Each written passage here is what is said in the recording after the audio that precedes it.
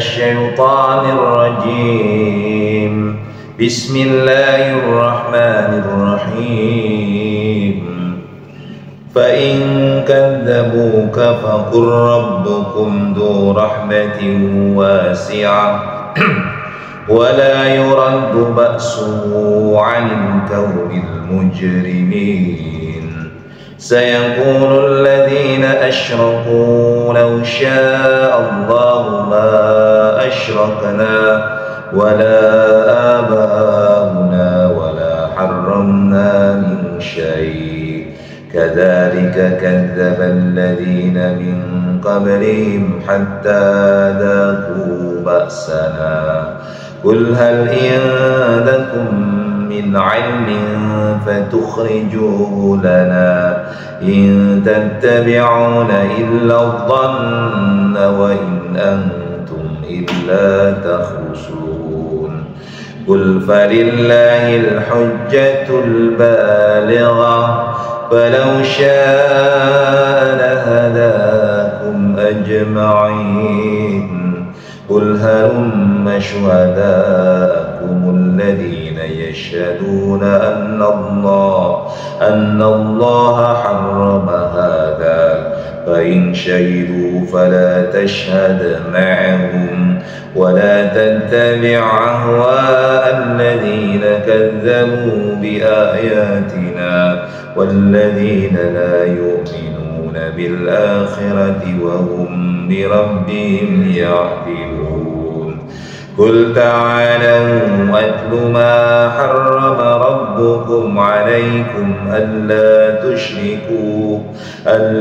تشركوا به شيئا وبالوالدين إحسانا ولا تقتلوا أولادكم من إملاق نحن نرزقكم وإياهم ولا تقربوا الفواحش ما ظهر منها وما بطن ولا تقتلوا النفس التي حرم الله إلا بالحق ذلكم وصاكم به لعلكم تعقلون Sadaqallahul Azim. Nah, kurang lebih begitu tuh step-stepnya, disengalirnya aja.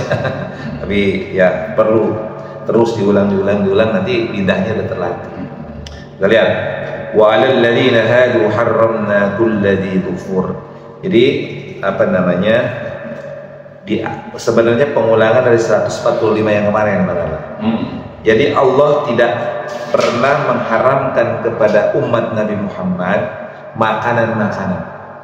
Jadi tidak pernah mewahyukan kepada Nabi Muhammad makanan-makanan yang akan dimakan oleh umatnya kecuali yakni bangkai, darah yang mengalir, dan daging babi, dan juga yang terakhir adalah sembelihan yang bukan untuk Allah. Jadi 4 hal yang diharamkan kepada umat Islam dalam hal makanan ya.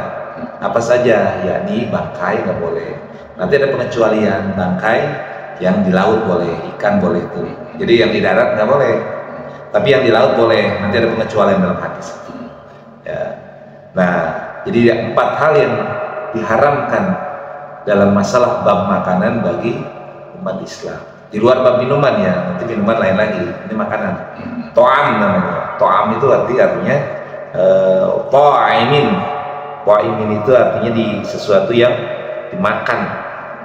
To'imin ya ta'amuhu, ingin makan daripada makanan itu. Nah, tentang bab makanan to'am, maka itu ada 4 hal yang haram dikonsumtif atau dilakukan sebagai bentuk dimakan nanti hasil efeknya, yaitu bangkai apapun itu ya, kemudian darah yang mengalir. Jadi kalau kita misalnya nih obat ada ular nih, diminum darahnya, nggak boleh tuh. Kadang-kadang ada ya tuh darah ular, kobra dikeluarin untuk obat kaligata atau obat gatal, itu nggak boleh, haram gitu. Atau apapun darahnya haram yang mengalir tentunya. Kemudian yang tidak boleh adalah babi, dalam hal ini daging babi. dalam bentuk varian-variannya, mau udah diekstrak nggak boleh. Dan juga sembelihan yang disembelih bukan karena Allah Subhanahu wa Ta'ala, bukan karena Allah, tapi sembahan untuk yang lainnya. Nah itu diharamkan ya, bukan atas nama Allah Subhanahu wa Ta'ala. Kemudian dilanjutkan, tetapi ketika 4 perkara itu dalam kondisi emergensi, darurat, maka boleh dikonsumsi, tapi hanya batas kedaruratan saja.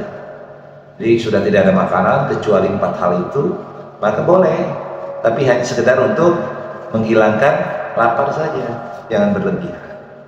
Nah kemudian masuk ke 146-nya, ini berkaitan dengan pengharaman untuk orang Yahudi. Dan orang Yahudi diharamkan oleh Allah Subhanahu wa Ta'ala kulladzi dzufur, semua hewan yang berkuku. Nah hewan yang berkuku di sini ditafsirkan oleh para ulama adalah diantaranya bisa bebek, itik, karena dia kukunya nyambung tuh, atau kuda, atau keledai, atau unta. Itu nggak boleh, haram untuk daripada orang Yahudi. Dan juga diharamkannya juga tentang lemak daripada sapi dan lemak daripada domba, ya itu haram, kecuali yang melekat pada punggungnya atau punuknya, atau yang ada dalam ususnya, atau lemak yang bercampur dengan tulang. Nah itulah hukuman bagi orang Yahudi dikarenakan kedurhakaan. Jadi karena durhaka, Yahudi dihukum oleh Allah Subhanahu wa Ta'ala tentang makanan. Nggak boleh perkara-perkara yang disebutkan tadi. Jadi ingat tuh, Yahudi tidak boleh memakan binatang yang berkuku. Yahudi tidak boleh memakan dilanjutkan lemak daripada sapi dan domba, kecuali yang perkara tadi, lemak itu ada di punggung, lemak itu ada dalam usus, atau lemak itu bercampur dengan tulang, baru boleh. Nah kemudian dilanjutkan pada ayat yang 147-nya, fa in kadzabuka, maka jika mereka mendustakan kamu wahai Nabi Muhammad, tentunya sebagai nisbatnya di sini adalah seperti seolah-olah itu Allah berdialog dengan Nabi. Jadi begitu tuh. Jadi seolah-olah seorang guru mengajarkan kepada muridnya, seolah-olah orang tua sedang menasehati anaknya, seolah-olah seorang pemimpin sedang memerintahkan kepada anak buahnya. Nah di sini Allah mengibaratkan begitu dalam ayat ini. Kul fa in kadzabuka, maka jika mereka mendustakanmu wahai Nabi Muhammad sallallahu alaihi wasallam, faqur rabbukum dzu rahmatin wasi'ah, maka katakanlah Tuhanmu mempunyai rahmat yang luas. Ya, kemudian wala yuraddu ba'suhu 'anil qaumil mujrimin, dan siksa Allah atau kepada orang-orang yang berdosa tidak dapat dielakkan atau tidak dapat ditolak. Jadi begitu tuh. Artinya ini berkaitan bukan hanya kepada orang Yahudi, tapi nisbat ini dikaitkan atau diarahkan kepada umat Nabi Muhammad di ayat 145-nya. Nah itu, jadi arahnya bukan kepada Yahudinya, itu hanya sebagai sebuah penguatan saja. Kayak begini nih, kamu nggak boleh makan bangkai, makan darah yang mengalir, makan daging babi, makan yang disembelih bukan atas nama Allah, tidak boleh kamu makan kecuali dalam darurat saja, gitu. Sebagaimana Allah juga sudah mengharamkan kepada umat Yahudi karena kedurhakaan mereka perkara-perkara tadi, yaitu binatang yang berkuku, lemak daripada sapi dan domba, kecuali 3 perkara. Lemak itu ada dalam punuknya atau punggungnya, lemak itu sudah bercampur dalam ususnya, atau lemak itu bercampur dengan tulang, maka boleh. Itu karena hukuman. Apabila umatmu wahai Nabi Muhammad melanggar daripada larangan-larangan tadi, yang 4 perkara tadi, maka jika mereka mendustakanmu, artinya mereka melanggar daripada larangan-larangan Allah, maka katakanlah kepada mereka, Tuhanmu memiliki rahmat yang luas. Artinya ada ampunan di situ. Jadi setelah orang itu karena terpaksa atau karena kezaliman atau karena kebodohan dia mengkonsumsi bangkai, mengkonsumsi daging babi, maka kemudian mohon ampunlah kepada Allah, gitu kalimatnya. Kenapa? Karena Allah itu sangat luas rahmatnya, kasih sayangnya sangat luas. Kalimatnya nggak du magfirah, tapi du rahmat. Artinya Allah punya kasih sayang. Ketika kita dalam kondisi emergensi, kondisi karena kita alfa, lupa, karena kita dalam kondisi lalai, maka Allah sayang sama kita. Kalau kita salah, dosa, kemudian kita minta tobat, minta maaf, minta ampunan kepada Allah, maka Allah akan mengampuni karena sayangnya. Dan ketika kita dalam kondisi darurat, karena keterpaksaan tidak bisa ada lagi konsumtif atau makanan lain yang bisa kita makan demi menyelamatkan diri kita, maka boleh kita mengkonsumsi hanya sebatas kedaruratan 4 hal tadi, dan Allah akan memaafkan kesalahan kita karena Allah du rahmati wasi'ah, memiliki rahmat yang sangat luas. Tetapi kata Allah Subhanahu wa taala, ingat, siksa Allah itu tidak dapat ditolak, tidak dapat dihindari bagi orang-orang yang berdosa. Nah, ayatnya begitu terakhir tuh.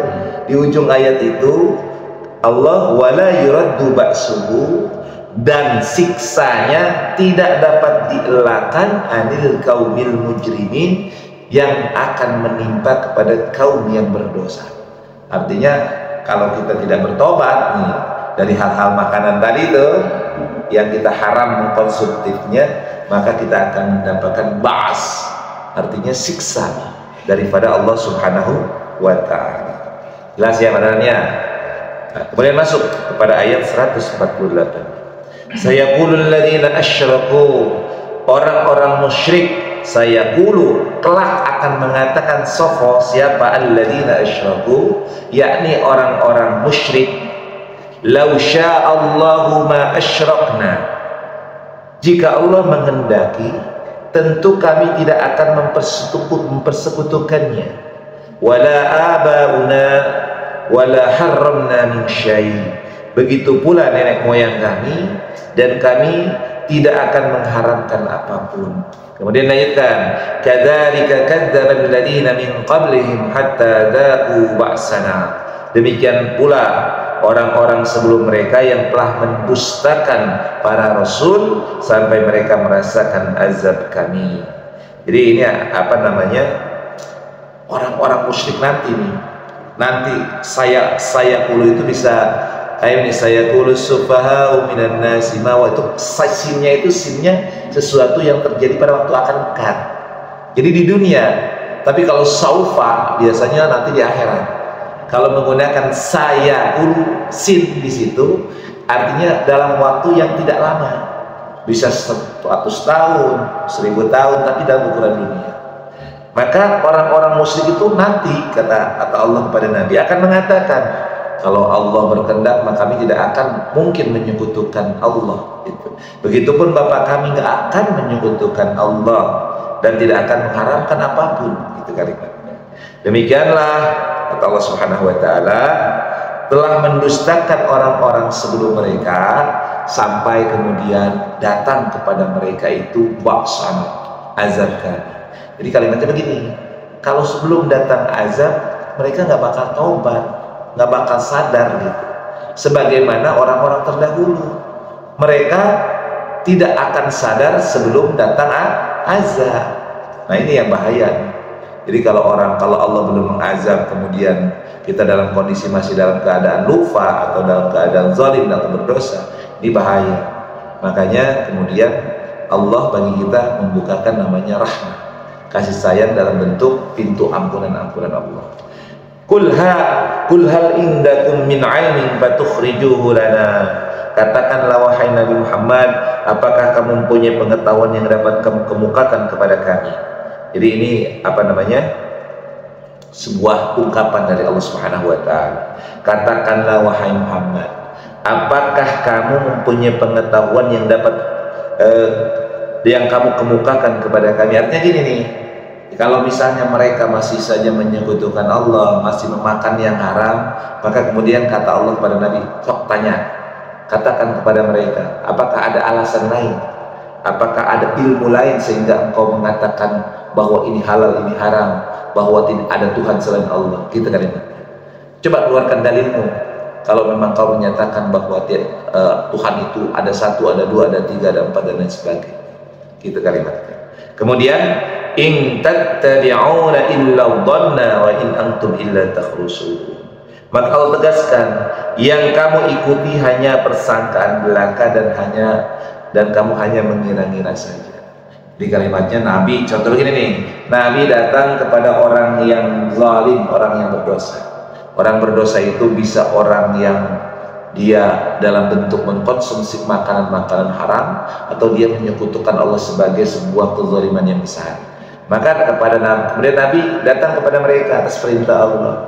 Wahai orang-orang yang berdosa, coba engkau kemukakan kepadaku apakah ada ilmu pengetahuan lain sehingga engkau melakukan perbuatan itu. Maka ketahuilah wahai orang yang berdosa, kata Nabi, yang engkau ikuti itu hanyalah apa yang diikuti? Prasangkaan saja. Dan engkau hanyalah mengira-ngira saja. Jadi kalimatnya begini, manusia itu kan nggak ada pengetahuan, hanya berdasarkan prasangka saja. Kalau Allah tidak memberitahu, kita nggak tahu, ya kan? Contoh begini, apa yang diucapkan oleh seseorang, yang paling paham tentang ucapan itu orang yang mengatakan, wih, padarlan kok belang, gitu kan? Padarlan kok belang? Padarlan belum jelas kenapa belang, ya kan? Yang tahu tentang kata belang itu saya yang mengucapkan. Apa yang dimaksud dengan belangnya? Belangnya ternyata dalam bentuk sebuah yang sirria, perbuatan. Padahal ternyata perbuatannya, yang namanya belang itu berarti kan gak satu warna. Ada warna putih, ada warna hitam. Artinya padahal plain flat. Misalnya gitu. Padahal nggak tahu, padahal mah orangnya kayak gitu. Nah, ketika diucapkan kayak gitu, padahal tahu nggak arti makna kayak gitu? Nggak tahu. Maka padahal perlu nanya. Yang tahu tentang kayak gitunya apa itu yang mengucapkan. Nah, itu yang dimaksud. Kadang-kadang kita berprasangka dalam hidup ini. Banyak prasangka. Prasangka itu bisa dalam bentuk batiniah maupun dalam bentuk hal yang zahiriyah. Contoh kita begini, kita nyangka kalau misalnya melihat gunung, padahal lihat gunung dari jauh rata nggak? Kalau padahal lihat gunung dari jauh kelihatan rata nggak? Rata. Tapi kalau padahal datangin ke gunung, ada pohon terjang lain sebagainya. Itu prasangka, dhanni namanya. Nah itulah don, makanya dalam ayat yang lain jangan banyak prasangka sama orang. Ya, inna ba'da dhanni ismun, kata dalam hal surat yang lain. Sebagian dari prasangka itu adalah dosa. Nah kalimatnya inna ba'da, nggak seluruh dhanni itu buruk. Ada prasangka don itu harus dilakukan, tapi bentuknya kewaspadaan. Tapi inna ba'da dhanni ismun, sebagian daripada prasangka itu adalah dosa. Ketika prasangka itu dilakukan dengan hawa nafsu. Tetapi kalau prasangka itu, don itu dilakukan dengan analisa itu hasil data, fakta, maka itu kewaspadaan diperbolehkan. Contoh gini misalnya, kita bukan kan beda tuh prasangka yang diusung oleh hawa nafsu dengan prasangka yang diikut dengan data dan fakta. Contoh begini, ada orang kafir, dia melakukan kejahatan, berbagai macam kejahatan, sudah merencanakan kejahatan. Nah kita, wah nih orang ini akan jahat karena sudah ada fakta dan data. Nah tapi belum terjadi. Maka ini dhanni yang positif, prasangka yang diperbolehkan. Tapi kalau orang tanpa ada fakta, tanpa ada data, tanpa ada hal yang menunjang, tiba-tiba berprasangka buruk, ini nggak boleh. Wah si itu jahat, wah si itu begini-gini. Tapi belum ada data dan fakta yang menunjukkan itu. Minimal indikatornya indikator kuat. Nah, makanya Allah menjelaskan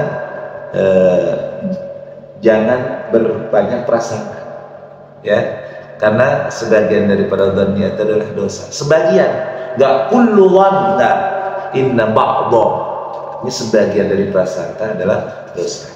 Nah, ya, kalau nggak mengatakan sebagian besar, ba'dha, kalau ba'dha sebagian besar itu sebagian besar kalimatnya sebenarnya ba'dha katsir, kalimatnya begitu.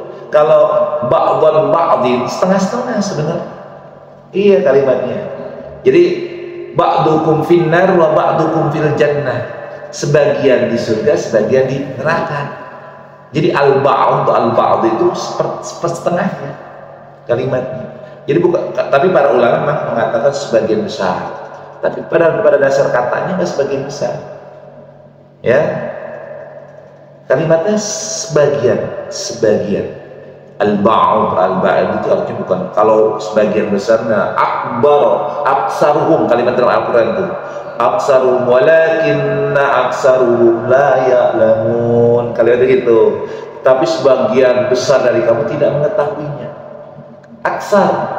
Tapi kalau al-ba'd, ba'dukum ba'da, sebagiannya dengan sebagian yang lain, misalnya kafir dengan munafik itu sebagian satu dengan sebagian yang lain adalah saling menolong, ya kan? Artinya setengahnya.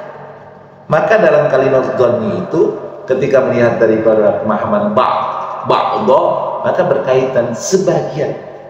Maka sebagiannya boleh, dalam pemahaman harus ada fakta dan data. Jadi hati-hati itu, jangan mengharamkan semuanya prasangka, karena Nabi sendiri juga kan punya prasangka terhadap orang munafik, tapi tidak melakukan sebuah tindakan. Misalnya Nabi tahu tentang orang munafik pada zamannya. Ini orang munafik itu kan prasangka, dhonni kan. Kenapa Nabi tahu? Karena diberitahu oleh malaikat Jibril. Ada fakta, ada data yang pasti. Kalau kita kan nggak mungkin diberitahu sama malaikat Jibril, maka kita bisa melihat indikasi dari jejak langkahnya, dari realita yang dilakukan. Kan ketahuan. Dari kalau kita zaman sekarang jejak digital, ya kan, orang yang tiba-tiba masuk ke partai A, lihat jejak digital, maka waspada. Ini jejak digitalnya, track recordnya penuh dengan intrik-intrik politik yang berbau negatif. Maka hati-hati ketika masuk ke dalam partai kita, umpamanya gitu. Artinya dhonni di situ diiringi fakta dan data. Nah, kewaspadaan inilah yang harus dihati-hati, karena banyak orang musuh dalam selimut, menggunting dalam lipatan.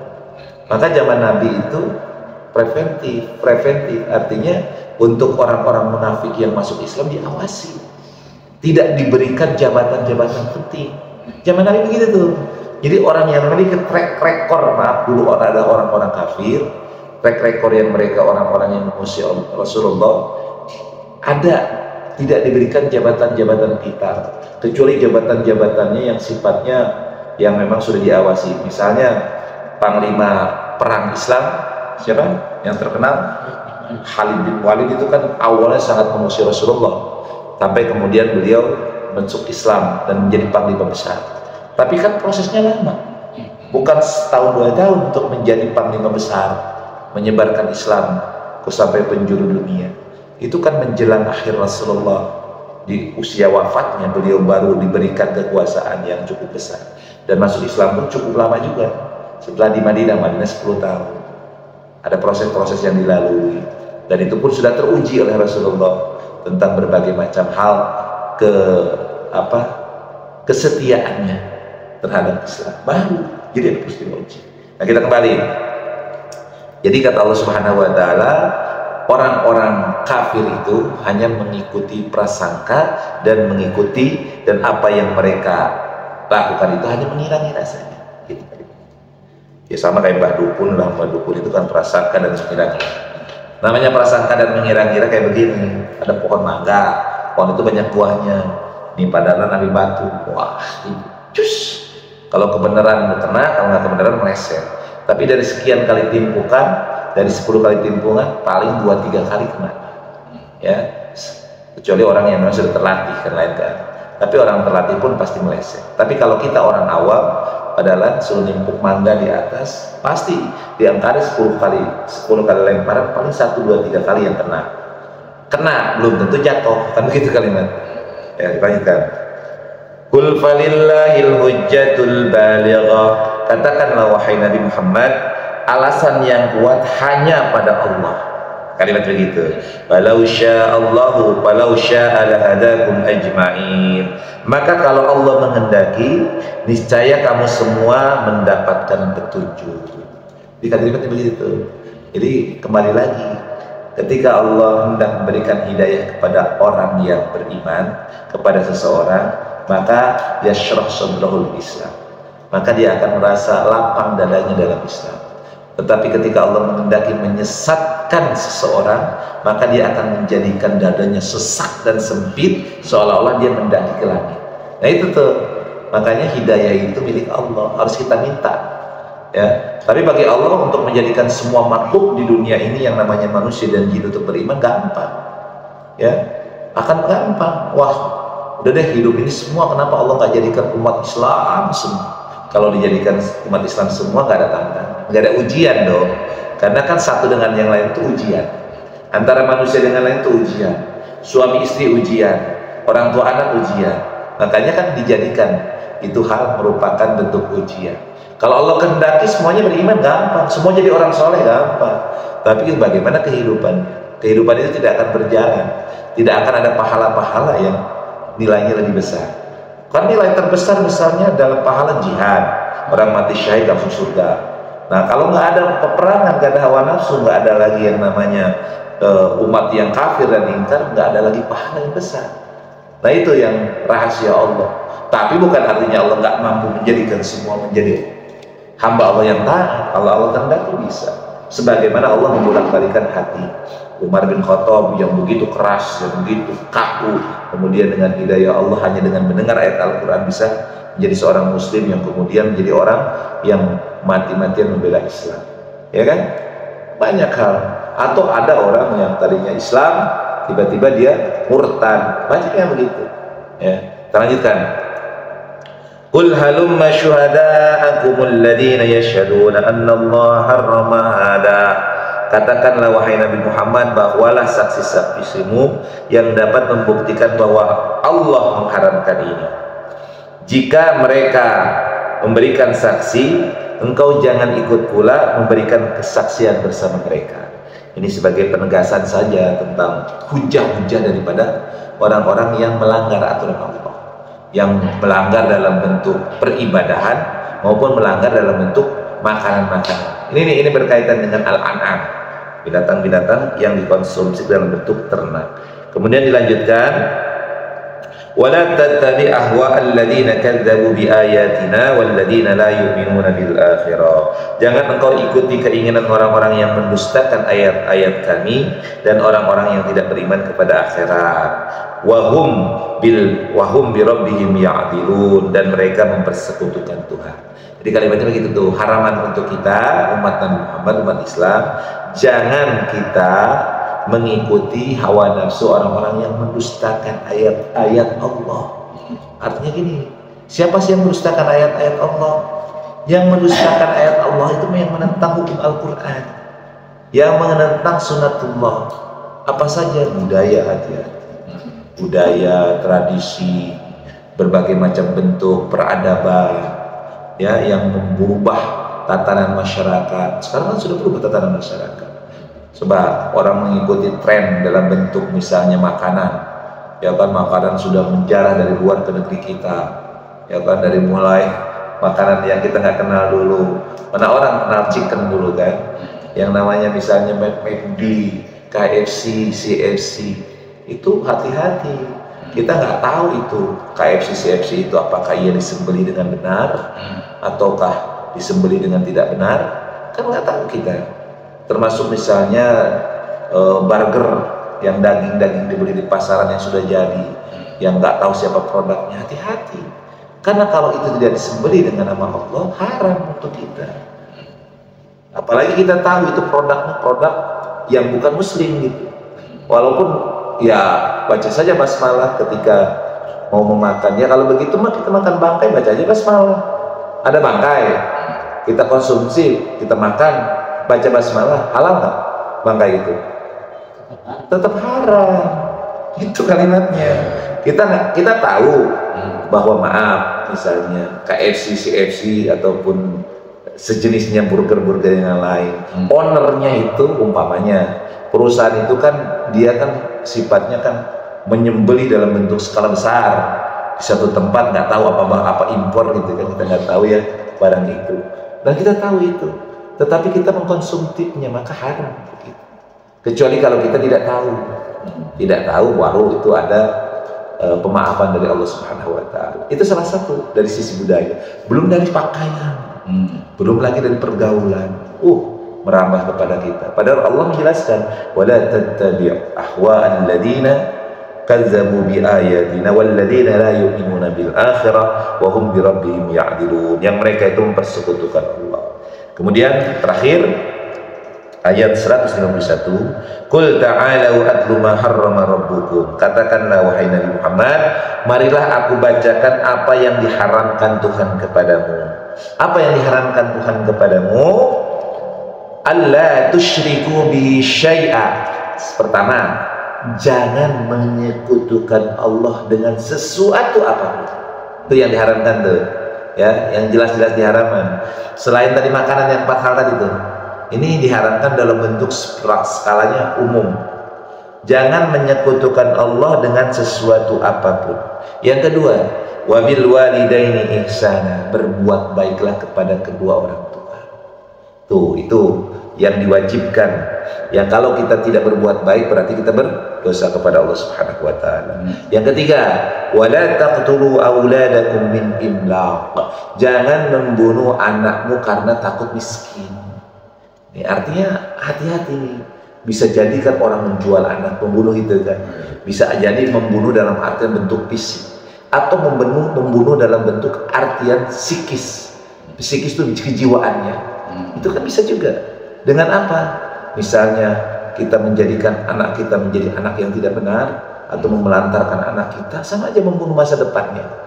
Atau bisa jadi misalnya membunuh dalam bentuk fakta yang realita. Misalnya ada kejadian kan di beberapa wilayah, pernah ada sekeluarga orang tuanya membunuh anaknya karena takut miskin, karena takut masa depannya. Jadi dibunuh anaknya, kemudian membunuh dirinya. Ada kejadian begitu.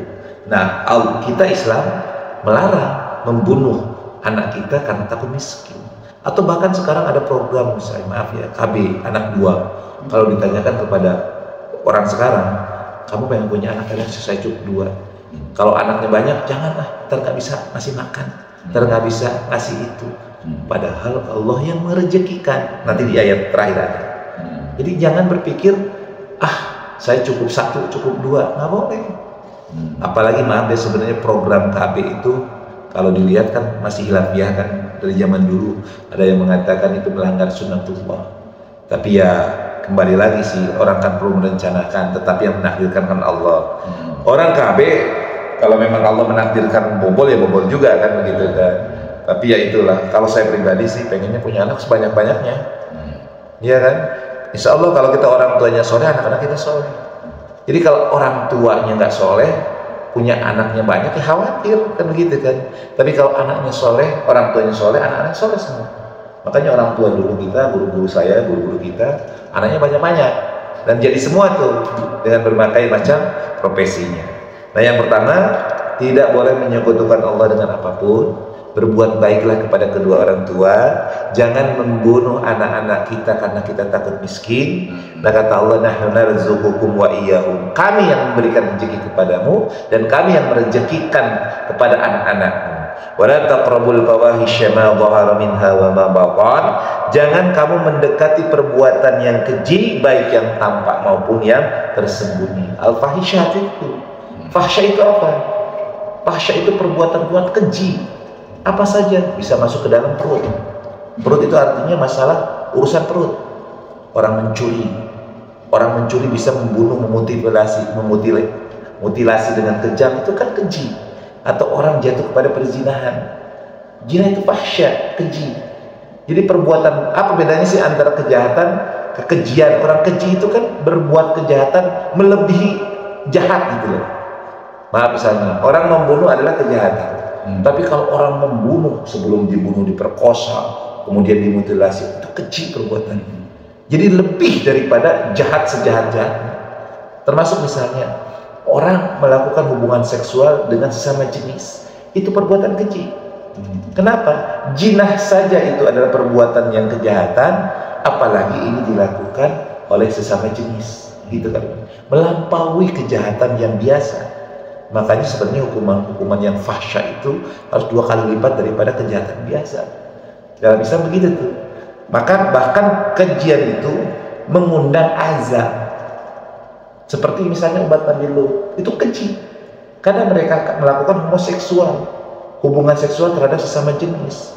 Maka kekejian ini mengundang azab. Termasuk kepada umat Nabi, kaum Ad, kaum Samud. Mereka tergeliman dalam lezat dunia sehingga melakukan kekejian, mabuk-mabukan, lupa dengan Tuhan, keji dia dalam bentuk keduniaan, maka diturunkan azab. Itu yang terjadi. Ya wallahu alam, sekarang kan bencana di mana-mana ya, kayak di Maroko, Libya, kemudian di beberapa daerah termasuk di Indonesia kan, kebakaran hutan. Itu bisa jadi, hati-hati, warning. Nanti kalau udah datang azab Allah kan ngeri-ngeri juga. Nah, kemudian yang berikutnya, wala taqtulun nafsal lati harramallahu illa bil haq. Yang berikutnya, jangan membunuh manusia tanpa ada alasan yang benar. Jadi jangan membunuh orang yang diharamkan Allah kecuali dengan alasan yang benar. Yang diharamkan itu ya artinya membunuh sesama manusia nggak boleh, kecuali ada dalil yang mengatakan harus boleh halal. Misalnya dia dalam kondisi perang, boleh kita membunuh. Atau misalnya orang yang memang ditetapkan hukuman mati karena kisos, boleh. Ya itu kalimatnya. Membunuh itu boleh, tetapi harus berdasarkan dalil. Dalilnya apa? Karena kebolehan dalam kondisi perang atau dalam kondisi memang orang itu dikenakan hukuman kisos untuk dilakukan hukuman mati. Dzalikum wasaqum bihi la'allakum taqilun. Demikianlah Allah memerintahkan kepadamu wahai Nabi Muhammad agar kamu mengerti. Nah, kesimpulannya, ada hal yang diharamkan untuk kita umat Islam. Kalau Yahudi biarkan saja. Apa? Yang pertama dari sisi makanan, nggak boleh kita mengkonsumsi bangkai, darah yang mengalir, daging babi, dan juga memakan sembelihan yang tidak disebutkan nama Allah. Tegas tuh, hati-hati itu. Nah, yang berikutnya yang diharamkan oleh Allah itu tambah lagi, jangan menyekutukan Allah dengan apapun, kemudian berbuat baiklah kepada kedua orang tua, jangan membunuh anak karena takut miskin, jangan pula kemudian mendekati perbuatan-perbuatan keji, dan yang kelima, jangan membunuh manusia tanpa alasan yang benar berdasarkan perintah Allah. Jadi semuanya ada 9 tuh. 9 perkara yang berikut dari sisi makanan, dari sisi amaliyah-amaliyah yang merupakan amaliyah-amaliyah secara global bagi umat Islam. Jadi yang tidak boleh memakan bangkai, makan atau meminum darah yang mengalir, memakan babi, daging babi, kemudian mengkonsumsi makanan yang disembelih tidak menyebut nama Allah. Artinya oleh siapapun, baik dari orang pelakunya maupun cara melaksanakannya. Yang kelima adalah tidak boleh menyekutukan Allah dengan apapun. Yang keenam, berbuat baik, ihsan kepada kedua orang tua. Yang ketujuh adalah tidak boleh membunuh anak karena takut miskin. Yang kedelapan adalah kita harus jadi lupa ya. Yang kedelapan adalah jangan membunuh orang atau manusia tanpa alasan yang benar. Yang terakhir, yang sebagai kelewat tadi, jangan mendekati perbuatan-perbuatan keji. Ya boleh bolak-balik gitu ya. Jadi ada 9 perkara yang insya Allah Allah tetapkan sebagai hal yang diharamkan oleh Allah kepada kita. Ada pertanyaan Pak Dalan? Ada seperti. Apa tuh? Ada 4 makanan yang haram itu, bagaimana kalau alasannya untuk obat? Alasan untuk? Obat. Sebenarnya itulah yang disebut dengan kedarurohan. Ya, maka dalam ayat itu dikatakan ya, famanil turra ghaira baghi wa da'in, barang siapa karena kondisi terpaksa, tidak ada niat di dalamnya, kesengajaan untuk memakan itu, tidak sebenarnya kalau secara normal ingin mengkonsumsi itu ya, dan tidak berlebihan, maka diperbolehkan. Kalau memang tidak ada obat lagi, misalnya dianggap tidak ada obat lagi setelah berobat ke hal yang lainnya, boleh dicoba, tapi tidak boleh berlebihan. Dalam kondisi kedarurohan, obat kan jatuhnya kan, obat itu kan bisa artian sekarang obatnya lapar apa? Makan. Obatnya minum? Obatnya haus? Minum. Obatnya sakit? Ya dicarilah di antara makanan dan minuman itu, kan gitu kan? Karena yang dimaksud di sini adalah konsumtif. Kalau sekedar alkohol diminum, khamr diminum haram nggak? Tapi kalau khamr itu dijadikan sebagai alat pencuci, haram nggak? Enggak. Dan dia boleh kan? Itu. Jadi ada haram yang dikonsumtif tapi tidak haram untuk tidak dikonsumtif, artinya dilakukan itu. Jadi boleh, tapi kalau misalnya ada yang halal, cari yang halal. Cari yang halal saja, karena Allah itu kan menjadikan obat itu pasti dari sesuatu yang baik. Gitu kalimatnya. Kalau dalam bentuk binatang berbunyi di Al-Quran cuma babi aja saja. Kalau anjing nggak ada. Nah itu anjing itu nggak ada sebenarnya. Anjing itu tidak termasuk daripada babi, beda jenisnya sebenarnya.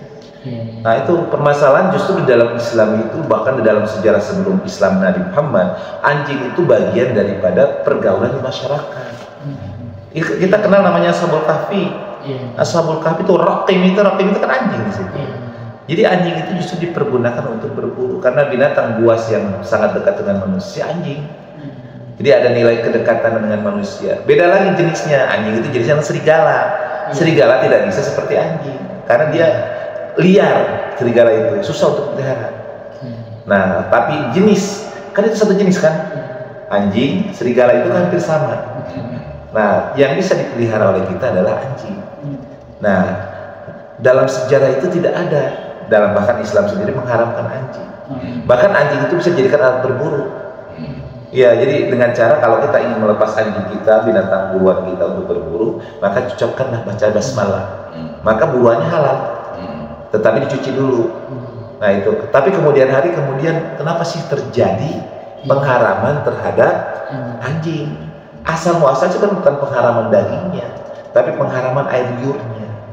Jadi ada memang dalam hadis bahwa apabila engkau meletakkan sebuah wadah untuk berwudu, ya kan, kemudian wadah itu dijilati oleh air liur anjing, maka kemudian cuculah 7 kali cucian. Gitu. Jadi air liurnya yang mungkin Nabi sendiri meneliti bahwa ada unsur-unsur yang tidak baik daripada air liurnya, tapi bukan keseluruhannya. Gitu. Jadi kalau kita lihat sejarah, bahkan zaman Nabi itu para sahabat itu melihara anjing dan dijadikan sebagai pengaman ternak-ternaknya. Begitu. Jadi kalau ada orang sekarang menyamakan antara babi dengan anjing, itu berlebihan. Ya, kalau menurut saya berlebihan.